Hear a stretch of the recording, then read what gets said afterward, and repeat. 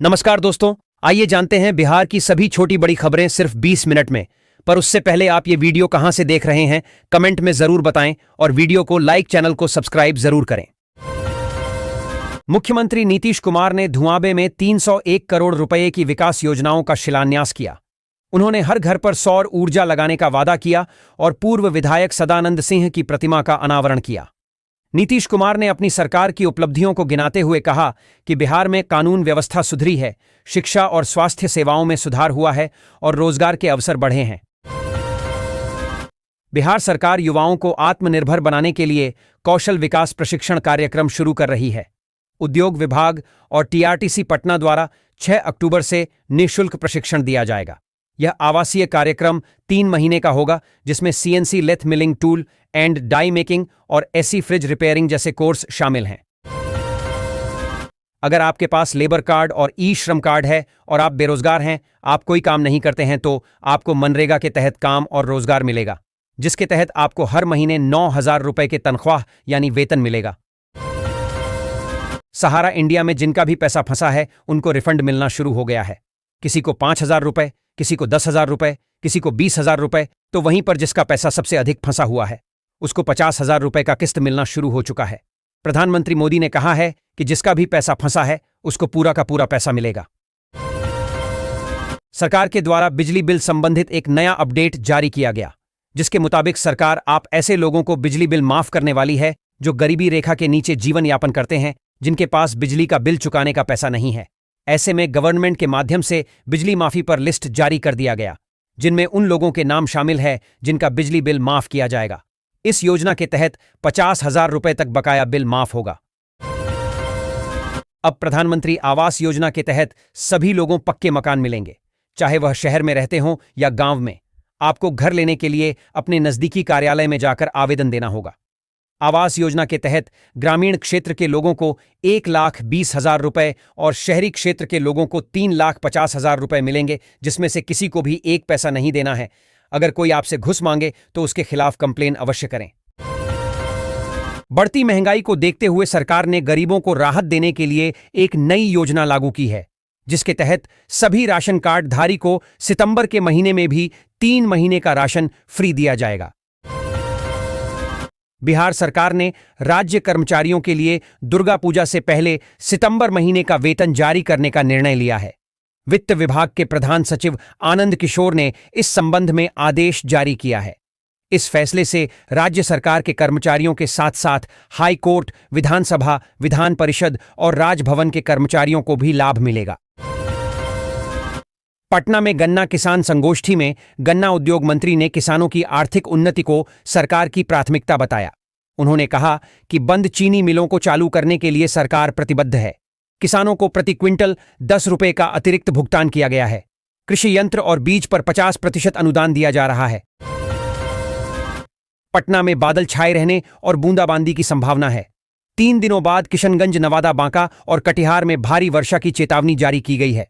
पटना सहित अन्य जिलों में मौसम सामान्य रहेगा, लेकिन तापमान अधिक रहने से गर्मी का एहसास होगा।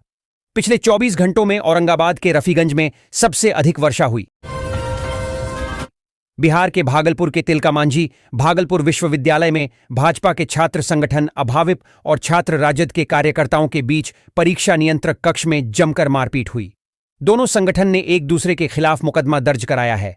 दोनों संगठन के कार्यकर्ताओं ने SC/ST एक्ट में केस किया है। चुनाव आयोग ने बिहार विधानसभा चुनाव के मद्देनजर राज्य सरकार के महकमों को 6 अक्टूबर तक सरकारी पदाधिकारियों और कर्मियों के तबादले की प्रक्रिया पूरी करने का निर्देश दिया है। साथ ही उसी दिन तबादला एवं पदस्थापन से संबंधित रिपोर्ट भी मांगी है। चुनाव आयोग के इस निर्देश से साफ है कि विधानसभा चुनाव की घोषणा अब 6 अक्टूबर के बाद कभी भी हो सकती है। इस बीच चुनाव आयोग की टीम मुख्य चुनाव आयुक्त के नेतृत्व में कभी भी बिहार आ सकती है। बिहार की VIP विधानसभा सीटों में भागलपुर भी शामिल है। इस सीट को भाजपा का गढ़ माना जाता है, लेकिन पिछले 3 चुनावों से भाजपा इस सीट पर हार रही है। तीनों चुनाव में पार्टी ने नया प्रत्याशी दिया। इसके बावजूद पार्टी अपने गढ़ को नहीं बचा सकी है। भाजपा आलाकमान की नजर भी इस सीट पर लगी हुई है। कांग्रेस के लिए भी यह सीट महत्वपूर्ण मानी जा रही है। राज्यसभा सांसद संजय यादव को लेकर लालू यादव के परिवार में घमासान मचा है। तेज प्रताप और रोहिणी आचार्य ने मोर्चा खोल रखा है। अब एआईएमआईएम चीफ असदुद्दीन ओवैसी ने भी राष्ट्रीय जनता दल राजद नेता तेजस्वी यादव पर तीखा वार किया है। उन्होंने संजय यादव का नाम लिए बगैर कहा है कि एक हरियाणा से आया हुआ व्यक्ति बिहार से राज्यसभा का एमपी बना गया तो पेट में दर्द नहीं हुआ, मेरे हैदराबाद से आने पर सवाल उठाते हैं। उन्होंने कहा कि सिर्फ मौत ही बिहार और सीमांचल आने से रोक सकती है। पश्चिम चंपारण 1990 से एनडीए का गढ़ रहा है।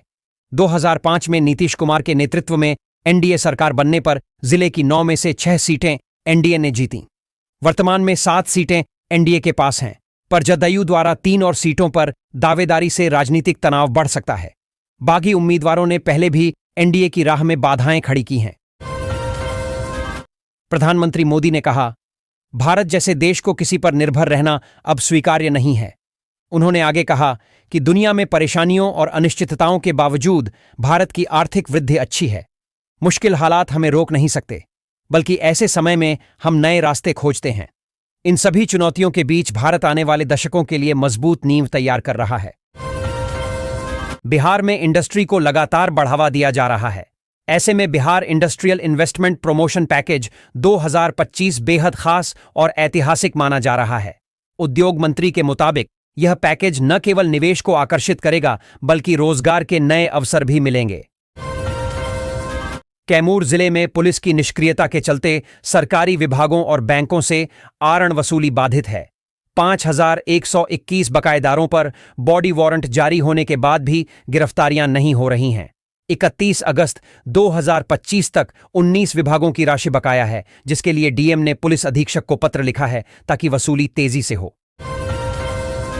बिहार में विधानसभा चुनाव की तैयारी तेज है, लेकिन सबसे बड़ी चुनौती सीट बंटवारे को लेकर है।